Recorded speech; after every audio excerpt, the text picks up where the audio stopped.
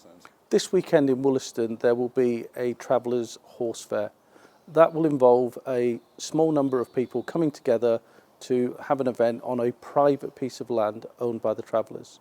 Now, many people have asked the question, why has this been allowed to happen? And there's lots of talk within the community. So what I'd like to do is just go through a bit of that detail so that people understand exactly why we've come to the conclusions that we have. This is a private piece of land owned by the travellers. We have assessed the legislation in relation to banning events in relation to what's been proposed. We've worked with the organisers, we've discussed this with public health, and we've discussed this with our council partners. And we've come to the conclusion that Northamptonshire Police cannot do anything to ban this event based on the legislation that we have. However, we do have a policing operation in place.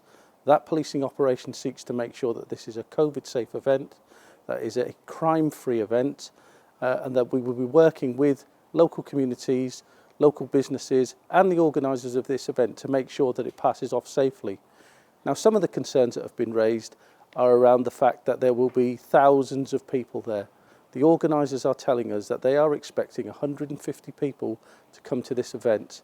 They are engaging with us, they are telling us what their plans are, and they are working with the Public Health Department to make sure that the COVID-safe requirements are in place to make sure that there is no spread of infection. This is an open site.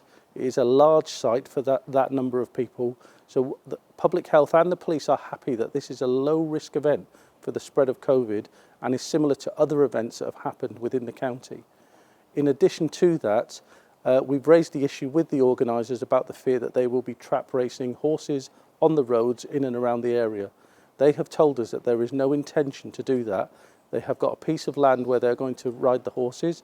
They are heavy horses, so they're not horses that are usually used for trap racing, and that there's no intention for them to do anything like that.